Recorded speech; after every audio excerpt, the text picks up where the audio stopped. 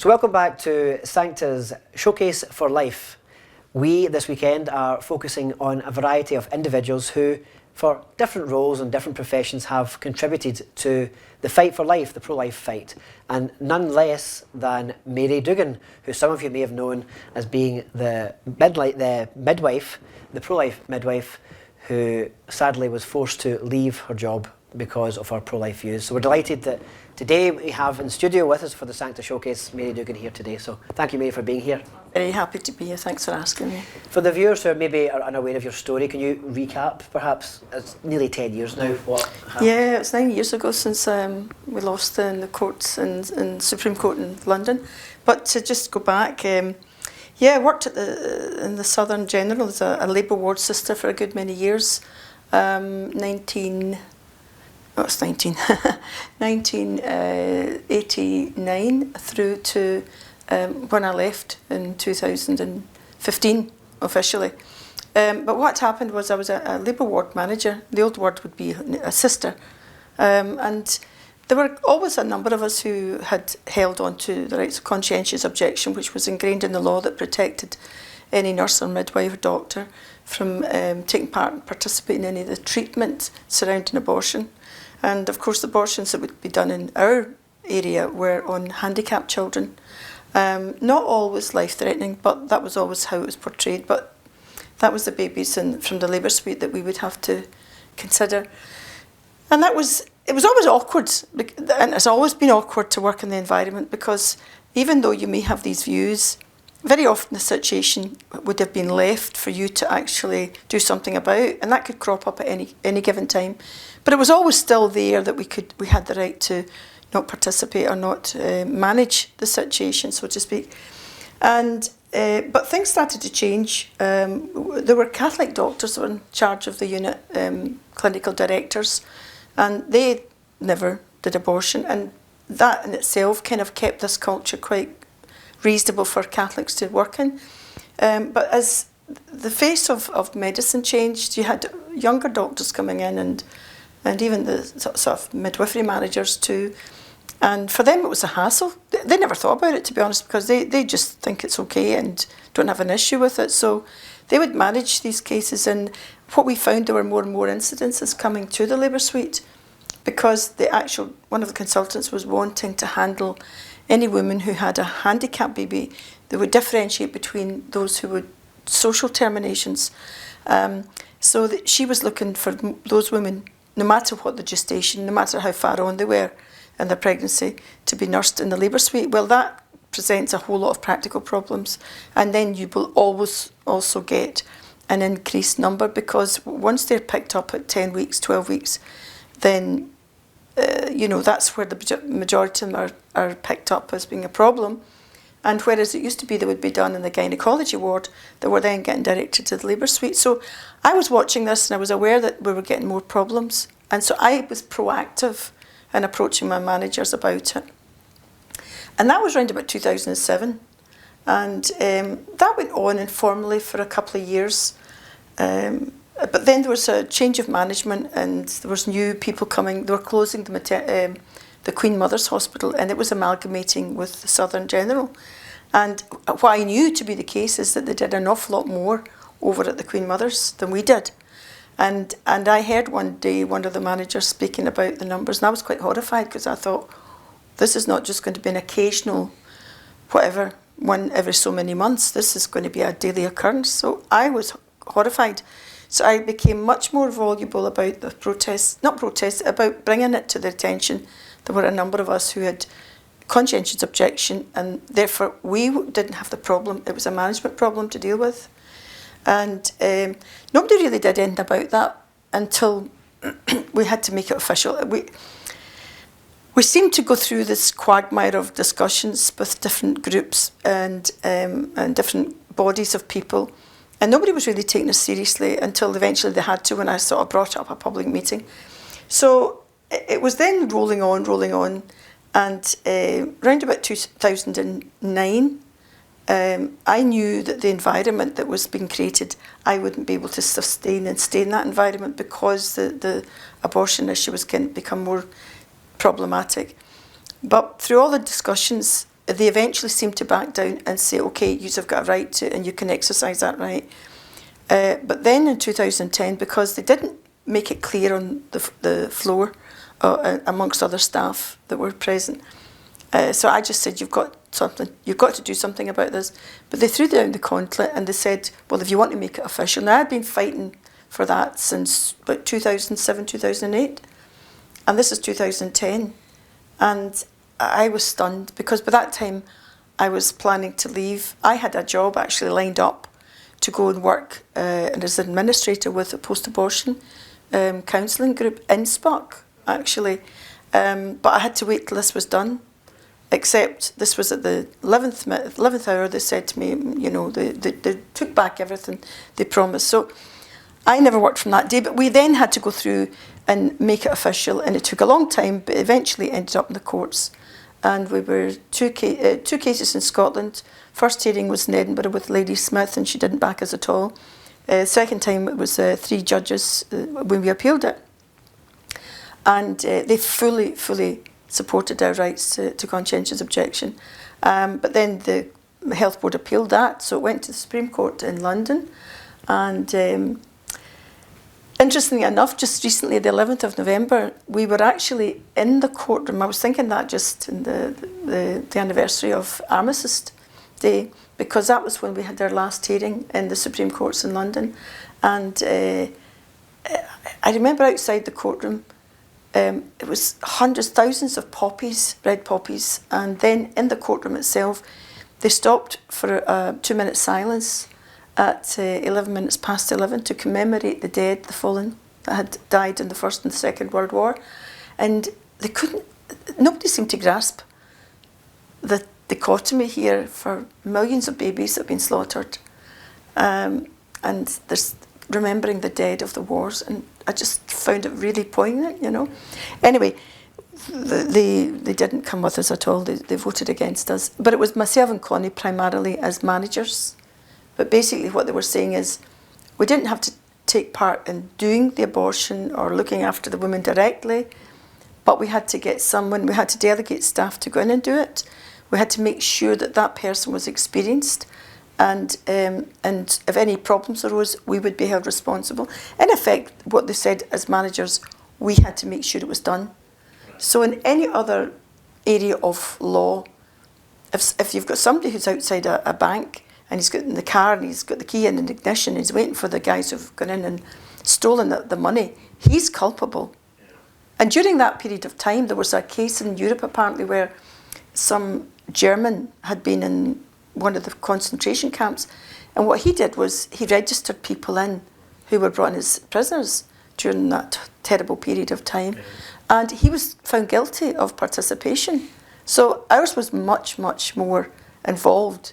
And so that was, we couldn't work in that environment. Conscience dictated that you couldn't do it. Well, if you're telling me I've got to make sure that the abortion's going to get done, absolutely no way. Of course, so I mean, the pro-choice, or pro-choice group as you would call them these days, are all for this idea that people have this ability to choose. It is nonsense. You didn't have the ability to choose? No, it's nonsense. So, in the time since 9 years on, has it changed much, the culture in the NHS? Do you think it's got better or worse?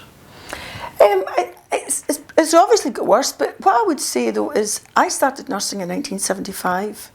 Now that was 8 years, 7-8 years after the Abortion Act was passed. But I remember even then, I knew that when I went into nursing, I was going to have to walk a fine line, because if you get sent to a gynaecology ward, you were going to be facing abortion. And I would say this to any of the young people today, whether it's in medicine or nursing or midwifery, the problem has always been there. It's always been a difficult line to walk, and you would be under pressure because there would always be people who would resent you for actually wanting to exercise your right. Apparently our case actually upheld the right of the staff midwives, albeit that I would say it narrowed down what they could withdraw from, but it actually still said they could withdraw. But it's always up to the individual to assert, and some of the things that were said about us, people have no idea. They don't have, well, that's the way of the world, I suppose. Was there some strength to get through that? What kind of got you through that? Oh, my faith got me through that, and same with Connie as well. But what I mean is that there was one counsellor actually from Lanarkshire here, And it made the Independent newspaper nationally. And I don't think it was so much because it was our case. I think it was more because it was an SNP councillor that was getting into hot water because of what he said. I don't think they were actually defending us. But it was the front page of the Telegraph, I think it was at the time. But basically what he said was we were a couple of witches, and that we should have known when we took the job that we would have to do that. And he was he just showed himself up. But he was saying we should just get a bucket and wipe the floors and everything else. But the interesting thing he said was, you know, you wouldn't ask a vegetarian to go and work in an abattoir. And I thought, wow, that's an incredible thing for him to say. There was a lot coming out in what he was coming out with. But the point of the matter is there were people who were saying, well, why did you take the job? The job had always allowed for the conscience rights of individuals. That's why the law was put in place. In fact, what many people don't realise is the number of Irish people that worked in the health service in 67, 68 was a very large number.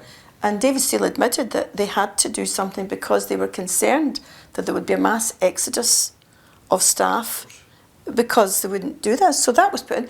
So when they were telling us you took the job and well, no, the job always permitted that staff wouldn't take part in this. Of course, your job was wider than that anyway. Of course. But what I would say is, has it got worse? I think it probably has got worse. But I think the number of people who are accepting it as being a necessary normal has probably increased. And it's not necessarily that they want to do it, but they're accepting that it's just the downside of the job.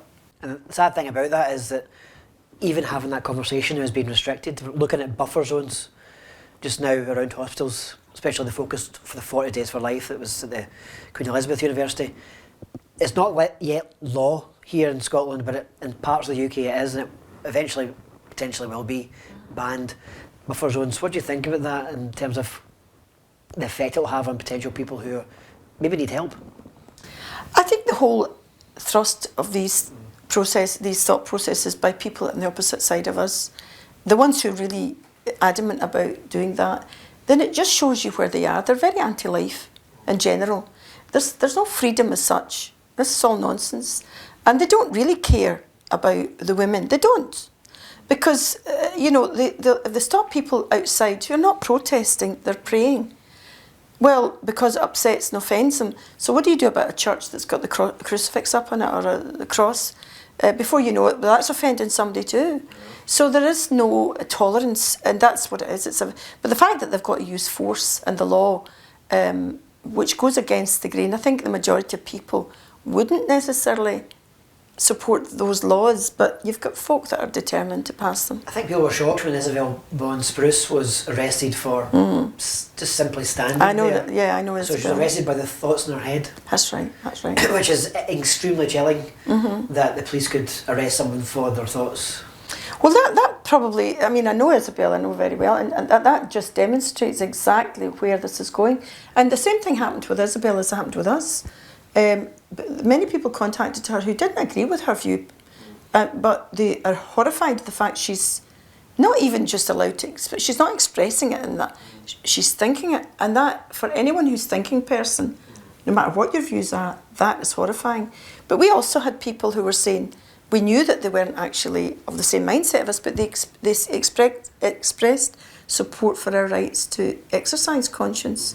So society is sleepwalking, I think. It seems to be getting worse because you're looking now at, you've got to the stage where abortion was very strict in the sense that at the beginning there was promises for this and that, it wouldn't happen in certain circumstances, it wouldn't, it did.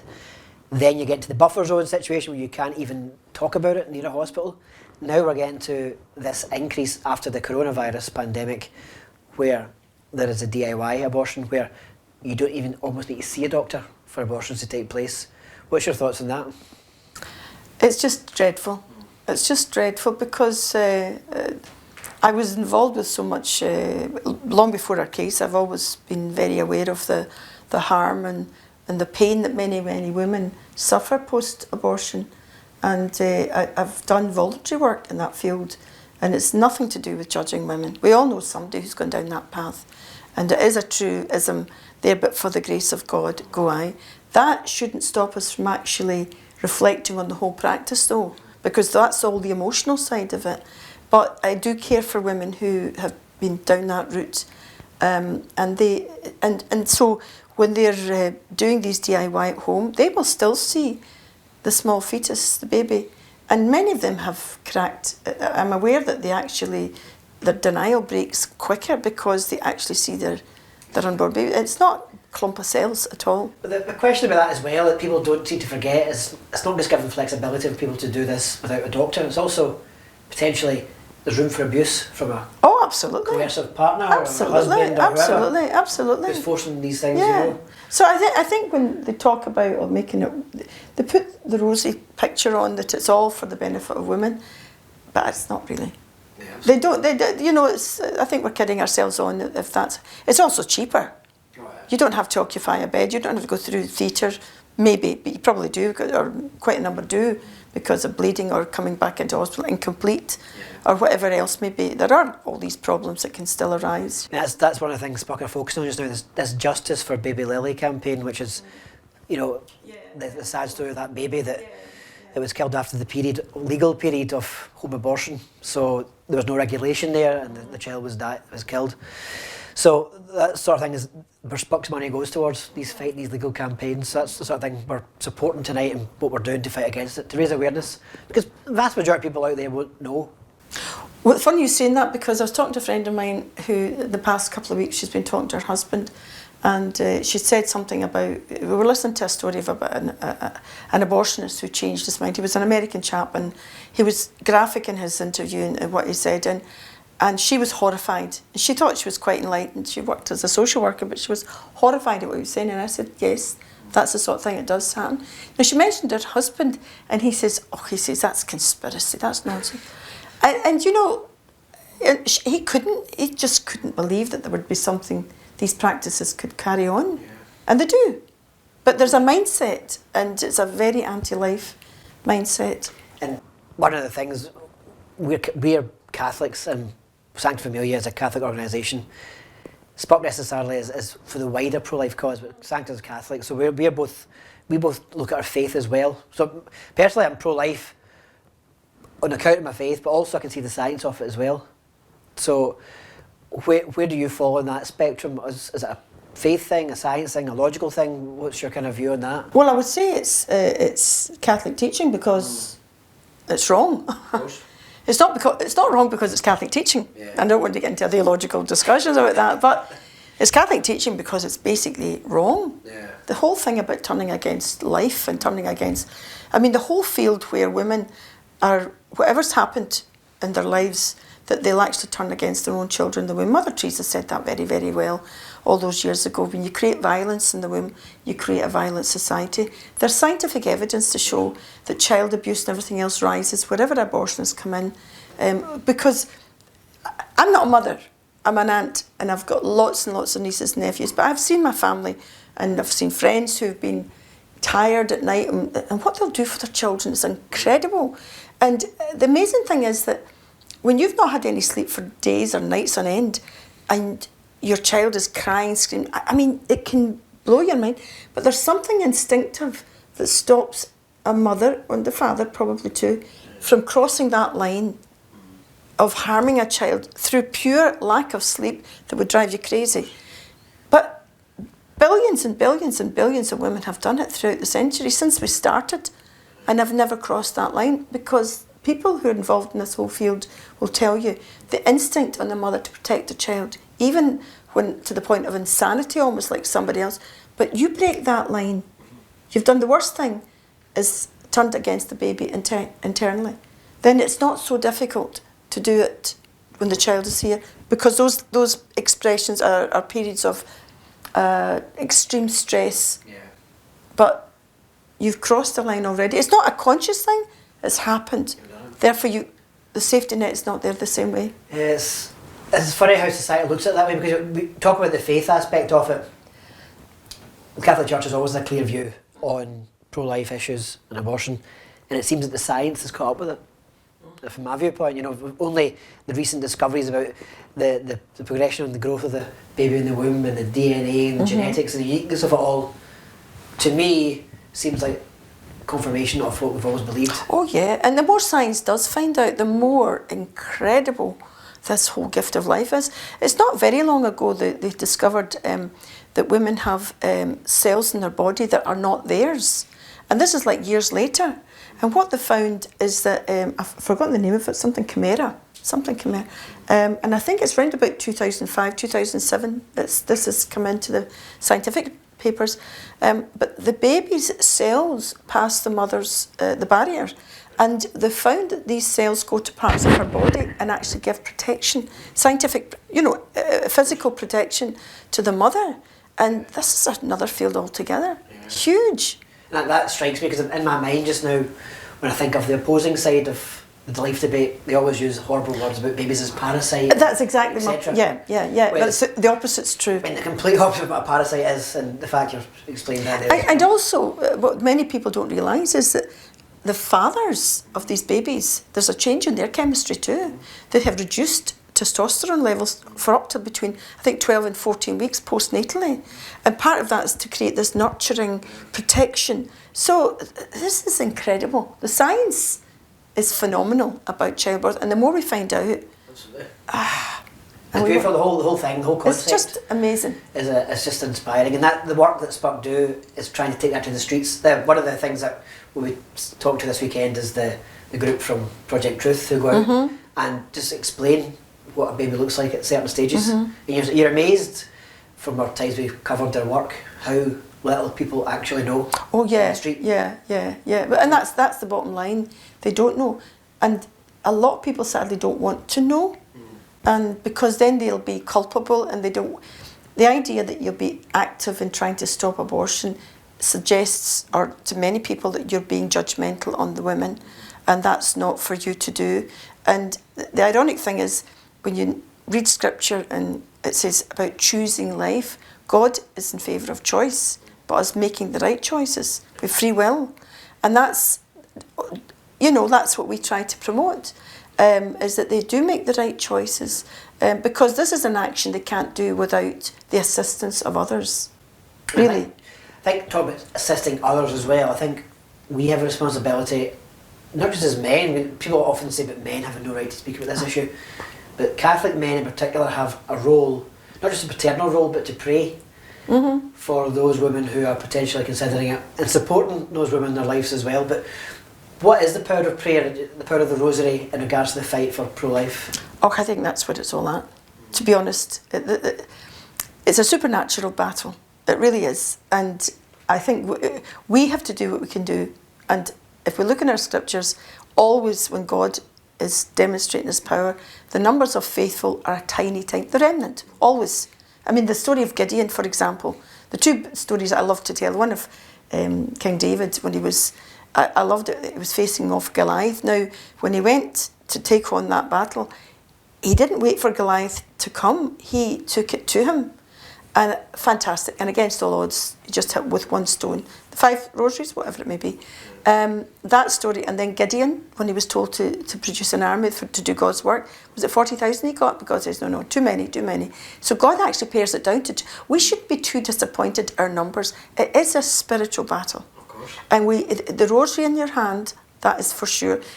You know, of course, there's those incidents where, I think Poland started it, where the men, there's nothing more attractive, I don't think, and powerful in its humility and gentleness are men kneeling in these great numbers praying the rosary. They're going to take a lot of stick and a lot of abuse, but so what? You know, talk about manhood. Really, seriously. So never mind the swords of whatever they do use today. The rosary it just goes against present. Oh no, I shouldn't say this, but I was in a certain stores just in the past few days, and I was looking at a lot of the men that I was passing, and I'm thinking, men going shopping, and a lot of them overweight. And I'm not saying they're not good men. Paranoid now here. No, I don't mean it. I just thinking, oh, listen to a lot of stuff. The Western man seems to have softened up too much, and there's so many factors for that. But for me, a man who will kneel and pray the rosary has got to be one of the most powerful signs you can see. Not, he doesn't have to say anything else. He's saying so much in that behaviour. And for me, it's all to do with prayer and fasting. Of course. That's the two keys. And that's what we're doing this weekend. We're encouraging that. We're also bringing in a spiritual aspect as well. So you've seen some of the spiritual input from Father Brown this weekend as well. For the cause of life. We're praying for it. Men, women, whoever wants to be involved. And of course, you could also help as well by donating to Spuck. On the link below, you'll find all the details there. And this weekend, there's lots and lots of details. Mary's going to keep on coughing over me, but but we've got the details down below. I'm sure you can see that anyway, those links. And thank you, Mary, for coming in this weekend. I appreciate your time. That's all right. It's always a pleasure to hear someone who's put themselves second, essentially, in life first. You've walked the walk, as opposed to talk the talk, which is a really, really good thing to do. So God bless you for that. God's grace. Thanks very much. Thank you. Okay. So here is what's coming next on Sancta's Showcase for Life.